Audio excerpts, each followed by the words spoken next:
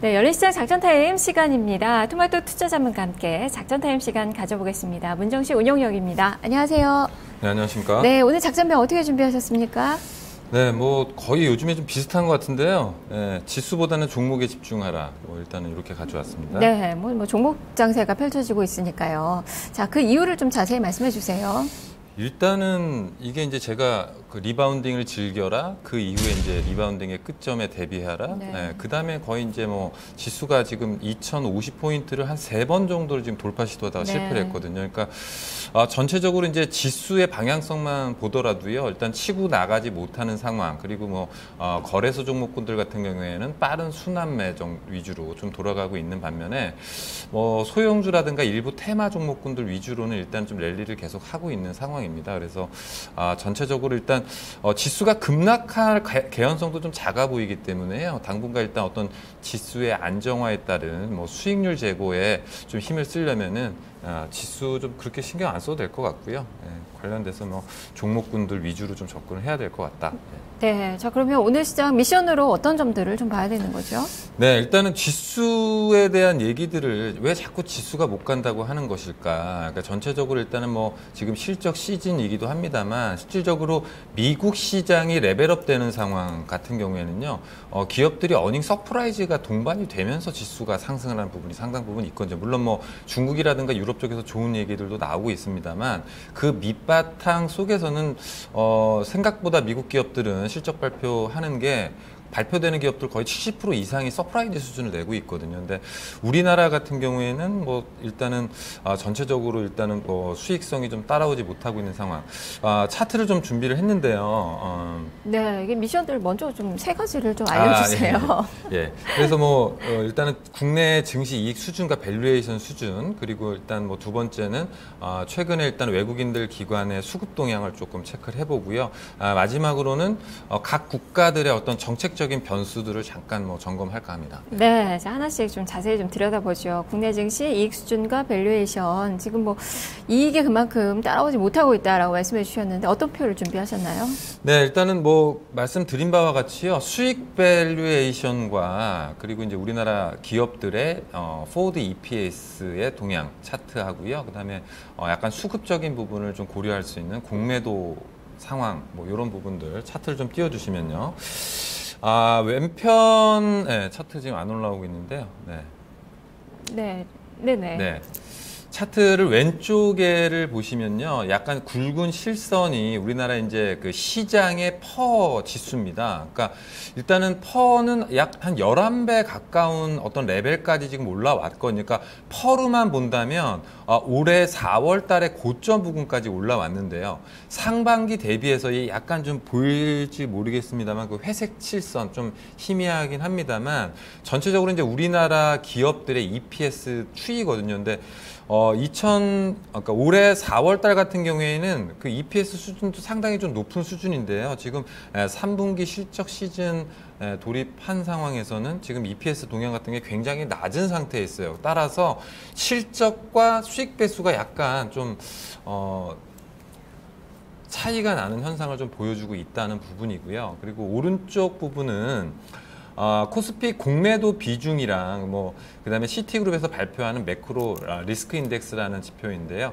리스크 인덱스는 상당 부분 좀 낮아져 있는 상태고 공매도 비중 같은 경우에는 이제 최근에 8월 말 이후에 랠리를 그러니까 대형주들 위주로 상승을 보이면서 어느 정도 이제 숏 커버링까지 좀 진행이 됐다라는 부분입니다. 그래서 전체적으로 지수를 올려 붙여주기에는 약간 좀 버거운 상향이다. 그러니까 수급적인 면에서도 그렇고 밸류에이션 측면에서도 약간 좀 그렇다. 그래서 지수는 계속해서 갇혀있는 현상을 좀 보이고 있다. 그러한 밑받침에는 뭐 이러한 상황들이 있다. 이렇게 보시면 될 것 같아요. 자, 두 번째가 외국인과 기관의 매매 동향이에요. 자, 이거는 어떤 의미가 있는 거죠? 네, 일단 이것도 그 최근 뭐 한 6거래일, 7거래일 정도 각 시장별로 외국인 기관들 수급 동향 나와 있는 표를 좀 준비를 했습니다. 그래서 이 부분을 조금 보시면 전체적으로 외국인들 같은 경우에는 좀 환율이 굉장히 좀 낮은 상태에도 불구하고 매수가 좀 들어오고 있지 않은 상황이 물론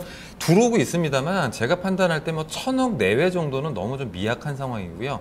시장의 어떤 방향성을 결정하려면은 보통 3,000억, 4,000억대 이상의 순매수가 좀 들어와야 되는데 지금 시장을 이끄는 거는 그 왼편 아래쪽에 보시면 외국인들 선물 쪽 플레이가 좀 눈에 띄게 좀 들어오고 있어요. 그러면서 오른쪽 상단에 프로그램 매수가 좀 들어오고 있는 상황인데 근데 여기서도 약간 조금 의구심이 좀 드는 부분이요. 선물도 뭐 하나의 뭐 상품이잖아요. 그래서 만약에 지수를 좀 땡긴다, 뭐 어떻게 될까? 현물을 땡기든 선물을 땡기든. 근데 선물 시장에서도요, 지수의 방향성을 고려한다면, 윗방향으로 이렇게 매수가 좀 들어온다면, 미결제 약정 부분이 좀 상당 부분 쌓여야 되거든요. 근데, 뭐, 코스피 200 기준으로 해가지고요, 240, 뭐 238 기준에서 지금 249 언저리까지 올라와 있는 상황인데, 미결제의 증가는 뭐 한 2,000계약 미만으로 상당히 미약하거든요. 그래서 어떤 뭐 매수세가 좀 들어오더라도 이거는 약간 좀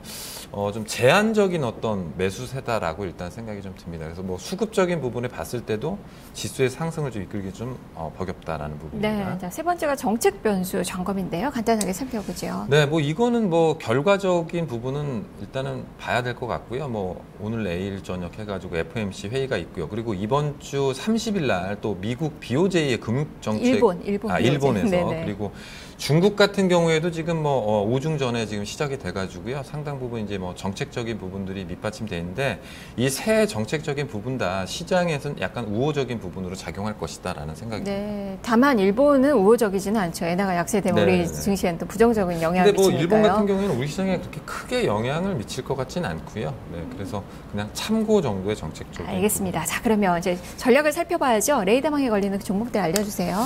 네, 이게 지금 시장의 순환매가 빠르게 좀 진행이 되고 있고요. 크게는 이제 제약바이오 쪽, 그리고 소재 잠깐 들어왔다가 또 자동차 쪽, 어제 같은 경우에는 또 게임비를 위주로 한 또 게임주 쪽, 이런 식으로 지금 순환매가 돌아가기 때문에 이걸 따라서 매매하기가 좀 상당히 좀 힘든 것 같아요. 그래서 개인적으로는 일단은 좀 어떤 시장에 좀 테마가 형성되고 있는 2차 전지 관련된 부분들을 약간 밸류 체인 관련돼서 좀 정리를 해왔습니다. 그래서 표를 일단 좀 보시면요. 네, 2차 전지 관련된 부분이 일단 환경 문제랑도 약간 연관성이 좀 있기 때문에 전체적으로 이제 2차 전지를 만들어내는 어떤 밸류 체인적인 부분에서 좀 정리를 했습니다. 그래서 배터리 뭐 잘 알고 계신 LG 화학이나 삼성 SDI 정도가 있겠고요. 그리고 양극화 물질을 만들어내는 업체가 에코프로와 코스모신 소재, 음극재 관련된 업체, 뭐 전해질 관련된 업체, 분리막 관련된 업체, 뭐 케이스 업체, 그리고 전기차나 최근에 이제 환경 문제 관련해서 스마트 그리드 관련해서 LS 산전 정도를 보시면 되는데요. 전체적으로 2차 전지가 아직 수익성이 확인된 부분은 아닙니다만 수익성 부분에서는요. 양극화 물질이 일단은 좀 상당 부분 비용이 가장 크거든요. 그래서 뭐 에코프로하고 그리고 최근에 일단은 좀 차트 흐름적인 부분이나 수급적인 부분에 좀 괜찮은 후성 정도를 좀 눈여겨보시면 될 것 같습니다. 네, 알겠습니다. 말씀 잘 들었습니다. 네, 감사합니다. 네, 지금까지 문정식 운영위원과 함께 작전 타임 시간 가져봤습니다. 자, 지수는 코스닥도 소폭이지만 좀 마이너스권으로 전환이 좀 되고 있어서요. 양시장 모두 파란불을 켜고 있습니다. 코스피는 2037선으로 장중 저가 부근에서의 움직임 나타나고 있네요. 자, 종목 고민 많으실 텐데요. 12시 증시 타파 시간에 그 고민 해결을 해드리겠습니다. 포트폴리오 진단 접수 지금 받고 있는데요. 서울전화 02-2128-3388번, 2128-3388번 이용하셔서 지금 전화 주시면 12시에 포트폴리오 진단 받아보실 수 있으니까요. 많은 참여 부탁드리겠습니다. 자, 남은 시간도 성공 투자하십시오. 저는 내일 다시 찾아오겠습니다. 시청해주신 여러분 고맙습니다.